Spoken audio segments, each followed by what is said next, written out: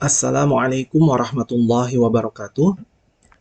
Alhamdulillahirabbil alamin. Allahumma shalli ala Muhammad wa ala ali Muhammad. Teman-teman, kali ini aku ingin menanggapi dua video si Sekot Orang Indonesia ya, yang dibuatnya secara berturut-turut ya. Si Sekot Orang Indonesia ini kayaknya merubah nama channelnya ya menjadi Budi Orang Indonesia. Video yang ingin kutanggapi adalah dua video ini sekaligus ya. Kedua video ini secara garis besar isinya sama ya, yaitu dia bercerita tentang orang telanjang ya, atau orang-orang telanjang yang berkulit hitam yang menunggangi Rasulullah Shallallahu Alaihi Wasallam dan dikonotasikannya bahwa mereka itu melakukan hubungan badan sejenis ya. Nah, sekarang kita lihat video yang ini ya, yang berjudul Ngeri. Afan Muslim bilang Muhammad ditunggangi orang telanjang sepanjang malam sambil baca Al-Quran. Kita mulai di menit ke-31 untuk mendapatkan poin-poinnya ya. Ini ya, bagian ke-6 ya. Ini dikatakan di sini orang telanjang menunggangi Rasulullah ya sampai matahari terbit ya. All night long, all night long, kan gitu yang tadi yang disampaikan oleh Rob Christian ya. All night long coy. Udah. Jadi dari mana sebetulnya kisah ini? Ini sebetulnya dikisahkan oleh atau berasal dari Musnad Ahmad ya. Ini Musnad Ahmad ini ya. Dikatakan diriwayatkan dari oleh Arim, Afan, dari Mu'tamar, dari Abi, dari Abu Tamimah, dari Amro, dari Abdullah bin Mas'ud. Oke. Nah, terus dikatakan Rasulullah ingin saya bergabung dengannya, bla bla bla bla bla bla ya. Kemudian dikatakan, kemudian Abdullah melanjutkan berkata, sebentar ya. Kami melanjutkan perjalanan sampai kami tiba di sebuah tempat bernama Kaza ya. Kemudian ia berencana untuk itu saya harus tinggal sedikit di belakangnya dan jaga jarak. Itu seolah-olah supaya aku tidak terbunuh lah. Jadi si Abdullah ini dia disuruh untuk menjauhi Muhammad supaya dia tidak dirudung juga gitu ya. Nah, kemudian itulah yang saya lakukan ya. Jadi si Abdullah mundur dia ya. Kemudian majulah Muhammad ya. Kemudian Muhammad pergi ke depan sedikit dan dia menyebutkan bahwa ada sekelompok orang ya. Sekelompok orang, mereka telanjang dan saya tidak melihat alat kelamin mereka. Jadi Muhammad mengatakan ada orang telanjang, cuma si Abdullah ini mengatakan dia tidak bisa melihat ke alat kelaminnya yang telanjang itu katanya kan. Tapi mereka orang-orang tinggi dan kurus ya. Itu makanya tadi si Rob Christian mengatakan seperti orang India katanya. Wah, ini orang India jangan tersinggung ya. Itu hanya sebagai penggambaran saja supaya muslim bisa paham ya. Terus dikatakan, kemudian Abdullah berkata, mereka datang dan terus menunggangi Rasulullah. Waduh, ini kan ngeri nih coy. Mereka datang dan terus menunggangi Rasulullah dan Rasulullah terus membaca kepada mereka. Apa yang dibacakan Muhammad ya? Al-Quran lah ya. Oke, nah, kita sudah dapat poinnya ya. Pada dasarnya si Scott di sini dia hanya mengutip dan menerjemahkan video salah seorang penghujat Islam ya yang bernama Rob Christian. Yang memang pembahasan video-video si Rob Christian itu ya di channelnya itu memang isinya memang sampah semuanya, bisa dibilang seperti itu ya. Kenapa aku bilang sampah ya?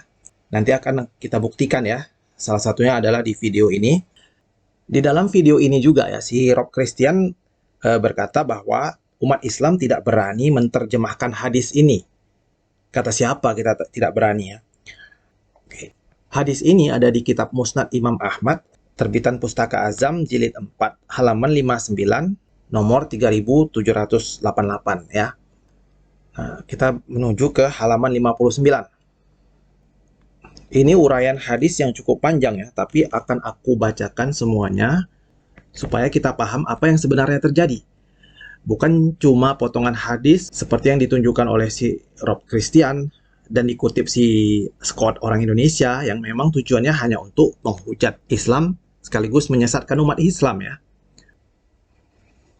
Arim dan Afan berkata, Mu'tamir menceritakan kepada kami, dia berkata, ayahku berkata, Abu Tamimah bin Amr menceritakan kepadaku, sepertinya dia berkata, Al-Bikali, Amr bercerita kepadanya dari Abdullah bin Mas'ud. Amr mengatakan bahwa Abdullah berkata, Rasulullah Shallallahu Alaihi Wasallam mengajakku ke suatu tempat. Kami lalu berangkat hingga tiba di tempat ini dan ini. Lalu beliau membuat garis untukku. Beliau bersabda, tetaplah di belakang garis ini. Jangan keluar darinya, karena jika kamu keluar maka kamu akan celaka.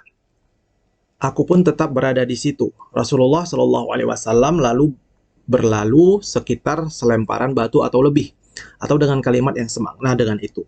Kemudian dia menuturkan adanya Hanin atau sosok seperti Zud, ya, bangsa atau suku hitam dari Sudan atau India.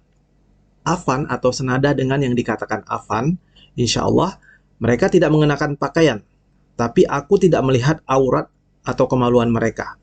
Mereka tinggi namun sedikit dagingnya. Mereka datang dan mulai menunggangi Rasulullah Shallallahu Alaihi Wasallam. Nabi Shallallahu Alaihi Wasallam lalu membacakan ayat-ayat Al-Quran kepada mereka. Mereka lalu mendatangiku dan menggoda khayalku atau condong di sekitarku serta berpaling kepadaku. Mereka sangat membuatku takut. Aku pun duduk, atau dengan kalimat yang semakna dengan itu. Ketika fajar tiba, mereka mulai pergi, atau dengan kalimat yang semakna dengan itu.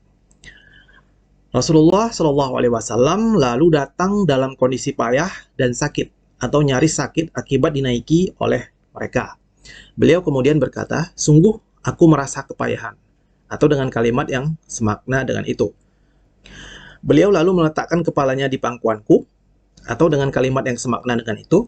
Ternyata sosok itu datang lagi.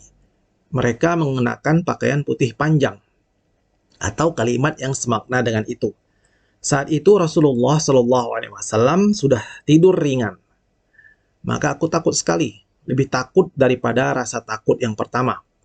Arim berkata dalam hadisnya, sebagian sosok itu berkata kepada sebagian lain, hamba ini telah diberi kebaikan. Maksudnya menunjuk kepada Rasulullah Shallallahu Alaihi Wasallam, ya, atau dengan kalimat yang semakna dengan itu. Kedua matanya tertidur, atau dia berkata matanya tertidur, atau dengan kalimat semakna dengan itu, sedangkan hatinya tetap terjaga. Oke, ini salah satu ciri-ciri seorang nabi, ya. Kalau mereka tidur, matanya saja yang tertidur, tapi hatinya tetap terjaga. Perawi berkata, Arim dan Affan berkata, sebagian sosok itu berkata kepada sebagian yang lain, buatlah kalian pepatah untuknya, kami akan menafsirkannya. Atau kami buat pepatah untuknya, lalu kalian menafsirkannya. Lalu sebagian dari mereka berkata kepada sebagian yang lain, perumpamaannya adalah seperti seorang tokoh atau pemimpin yang membangun sebuah bangunan kokoh, kemudian mengantarkan makanan kepada orang-orang.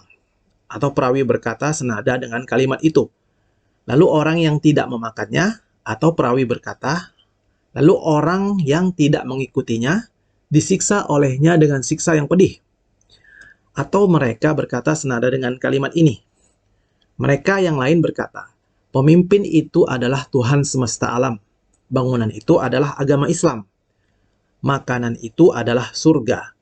Sedangkan dia adalah orang yang memanggil, mengajak makan makanan tersebut. Ini perkataan dari penterjemah, ya.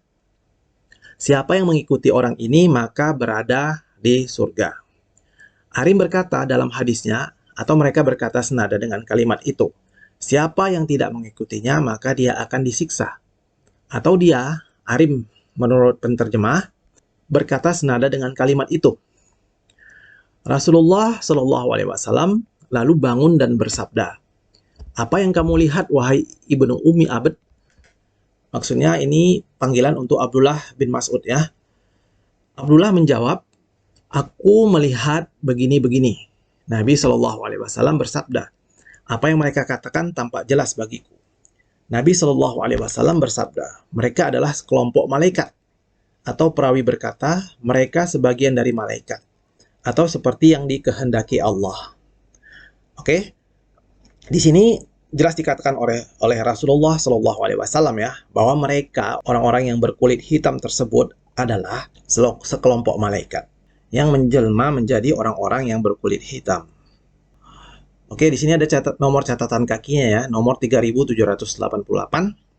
Bisa dilihat di sini, ya. Sanad hadis ini sahih. Oke. Catatan kakinya cukup panjang, ya. Jadi teman-teman bisa baca sendiri sampai akhir catatan kaki.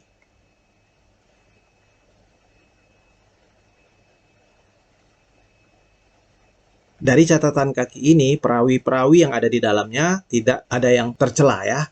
Jadi memang sanad hadis ini sahih. Ada hadis riwayat Al-Bukhari yang senada dengan ini yang nanti akan aku tunjukkan di bagian selanjutnya ya.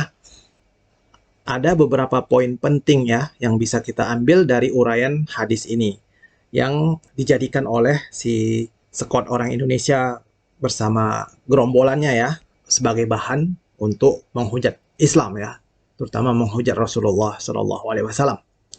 Nah, poin pertama, ada kata-kata mereka tidak mengenakan pakaian, tapi aku tidak melihat aurat atau kemaluan mereka.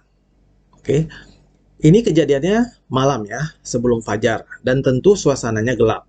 Dan malaikat memang mempunyai kemampuan untuk merubah diri dari bentuk aslinya. Biasanya mereka merubah diri menjadi bentuk manusia yang berupa seorang laki-laki ya, saat mereka mau berinteraksi dengan manusia. Dan mereka tidak mungkin merubah diri ke dalam bentuk yang menghinakan diri mereka sendiri ya. Misalnya berubah menjadi iblis atau setan yang mengerikan atau hewan seperti kodok, monyet, dan sebagainya ya. Dan malaikat yang berbentuk orang berkulit hitam yang terlihat tidak berpakaian oleh Ibnu Mas'ud pada malam hari itu bisa jadi tetap menggunakan penutup badan, sehingga Ibnu Mas'ud tidak melihat aurat ataupun kemaluan mereka. Lagi pula ngapain malaikat sampai menunjukkan kemaluannya saat menjelma jadi manusia? Ya, urgensi dan manfaatnya apa ya kira-kira? Kalau sampai mereka memperlihatkan kemaluan mereka ya. Padahal saat itu malaikat sedang menguji Rasulullah Shallallahu Alaihi Wasallam dan Abdullah ibn Mas'ud sekaligus memberikan pelajaran. Poin kedua yang bisa kita ambil adalah adanya kata menunggangi Rasulullah Shallallahu Alaihi Wasallam sehingga memicu otak mesum para oten-oten tersebut untuk berkhayal kemana-mana ya. Nah, padahal kata-kata aslinya bisa kita lihat di sini ya. Yarkabuna Rasulullah Shallallahu Alaihi Wasallam. Di sini maknanya adalah menunggangi punggung Rasulullah Shallallahu Alaihi Wasallam seperti pengendara atau orang yang menunggangi hewan tunggangannya ya. Tidak ada hubungannya dengan berhubungan badan seperti yang kita biasa lihat pada cara hewan berhubungan badan ya, seperti pada kucing, kuda, dan sebagainya ya. Hal ini juga kita bisa lihat di kamus Al-Quran berikut ini ya. Ini adalah kamus Al-Quran. Kata yarkabuna itu berasal dari kata rokiba ya. Nah ini ya, kata rokiba ada di halaman 93 di buku ini ya. Dikatakan di sini, ar-rukub asal maknanya adalah kondisi manusia berada di atas punggung binatang. Dan terkadang kata tersebut juga digunakan untuk mengartikan naik bahtera ya. Jadi sudah sangat jelas bahwa kondisi yang terjadi saat itu adalah malaikat yang menyerupai orang-orang berkulit hitam tersebut sedang memberikan ujian kepada Rasulullah Shallallahu Alaihi Wasallam dengan menaiki dan memberati punggung Rasulullah Shallallahu Alaihi Wasallam sehingga beliau kepayahan ya. Sekali lagi tidak ada hubungannya dengan perbuatan berhubungan badan seperti cara hewan berhubungan badan ya. Makanya kalian para oten penghujat jangan kebanyakan membaca kitab cabul ya. Karena ayat-ayat cabul yang ada di dalam kitab kalian memang bisa merusak akal dan moral kalian sehingga jadi penuh dengan kecabulan. Sehingga sedikit aja kalian membaca terjemahan yang agak menyerempet ke hal-hal yang negatif, langsung kreativitas kecabulan otak kalian itu tergugah untuk menghayal kemana-mana ya. Nah, contohnya kayak ayat-ayat ini ya. Nah, poin ketiga yang bisa kita ambil dari hadis ini, yaitu ketika fajar sudah tiba atau kondisi mulai pagi, para malaikat yang menjelma menjadi orang-orang berkulit hitam tersebut datang kembali dengan memakai kain putih panjang. Nah, di sini jelaskan bahwa para malaikat tersebut berpakaian wajar karena mau berinteraksi dengan manusia di siang hari. Jadi memang kedatangan mereka itu tidak ada keperluan atau hubungannya untuk berhubungan badan, sehingga tidak ada perlunya untuk menunjukkan aurat mereka ya. Poin keempat yang bisa kita ambil dari hadis ini adalah Kedatangan mereka tersebut memang untuk menguji Rasulullah Shallallahu Alaihi Wasallam dan Abdullah ibn Mas'ud, sekaligus memberikan nasihat-nasihat dan pelajaran lewat perumpamaan seperti yang sudah aku bacakan sebelumnya ya. Nanti kita bisa lihat nasihat-nasihatnya juga di hadis Imam Al-Bukhari. Kedatangan para malaikat tersebut juga sekaligus untuk membuktikan bahwa Muhammad Shallallahu Alaihi Wasallam memang adalah seorang nabi dan rasul Allah yang akan menuntun manusia ke surga kalau manusia itu mengikuti ajarannya. Hadis yang senada dengan hadis Imam Ahmad ini ada di hadis Al-Bukhari nomor 7281. Ini hadis ada di kitab Berpegang Teguh pada Al-Quran dan As-Sunnah, bab mengikuti sunnah Rasulullah Sallallahu Alaihi Wasallam. Bisa dilihat di sini ya. Tapi di dalam hadis ini tidak ada cerita tentang malaikat yang tampak seperti telanjang ya. Nah, aku bacakan ya. Dari Sa'id bin Mina yang mengatakan, aku mendengar Jabir bin Abdullah berkata, malaikat pernah datang kepada Nabi Shallallahu Alaihi Wasallam ketika beliau sedang tidur. Sebagian dari mereka berkata, beliau sedang tidur. Sebagian yang lain berkata, matanya tidur tetapi hatinya tetap terjaga. Ini salah satu ciri seorang Nabi ya. Mereka berkata, sahabat kalian ini memiliki satu perumpamaan. Dia berkata, coba berikan satu perumpamaan untuknya. Mereka berkata, sungguh beliau sedang tidur. Sebagian mereka berkata, mata memang tidur, tapi hati tetap terjaga. Mereka mengatakan, dia ibarat seseorang yang membangun rumah dan menyediakan jamuan makan di dalamnya. Kemudian dia mengutus seseorang untuk mengundang. Siapa yang memenuhi undangan itu, maka dia boleh masuk dan bisa menikmati jamuan tersebut. Dan orang yang tidak memenuhi undangan itu, dia tidak akan masuk ke dalam rumah dan tidak akan menikmati jamuan tersebut. Mereka berkata, jelaskan hal itu kepadanya agar dia paham. Sebagian mereka berkata, beliau sedang tidur. Sebagian yang lain berkata, matanya tidur tetapi hatinya tetap terjaga. Maka mereka berkata, rumah itu adalah surga. Pengundang itu adalah Muhammad Shallallahu Alaihi Wasallam. Oleh karena itu, siapa yang menaati Muhammad, berarti dia telah menaati Allah. Dan orang yang menentang Muhammad Shallallahu Alaihi Wasallam, berarti dia telah menentang Allah Subhanahu wa Ta'ala. Muhammad telah membedakan yang mukmin dan yang kafir di antara umat manusia.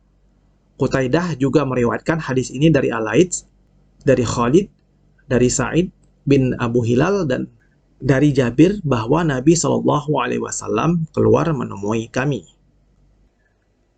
Jadi dari hadis Imam Ahmad dan hadis Imam Al-Bukhari ini sudah jelas ya bahwa cerita yang dibangun oleh si Rob Christian dan si Scott orang Indonesia tersebut adalah cerita sampah ya, bisa dibilang seperti itu ya. Karena cerita yang mereka paparkan adalah cerita hasil rekayasa mereka saja ya, yang hanya bertujuan untuk menghujat, menghina dan memfitnah Rasulullah Shallallahu Alaihi Wasallam ya. Dan cuma orang-orang bodoh saja yang percaya kepada mereka ini ya. Demikian ya teman-teman. Semoga videoku ini bisa menambah wawasan ilmu kita, sekaligus makin memperkuat dan menambah iman Islam kita ya. Tetap waspada terhadap usaha-usaha roh penyesat yang ada di sekitar kita. Selalu bentengi diri, keluarga, dan orang-orang terdekat kita ya, dari penyesatan yang dilakukan oleh channel-channel penyesat seperti channel si Scott orang Bahlul ini ya. Jangan lupa untuk dukung terus channel-channel muslim yang ada di YouTube, TikTok, Facebook, dan lain sebagainya. Termasuk dukung juga channelku ini ya. Terima kasih. Wallahu a'lam bishawab. Wassalamualaikum warahmatullahi wabarakatuh.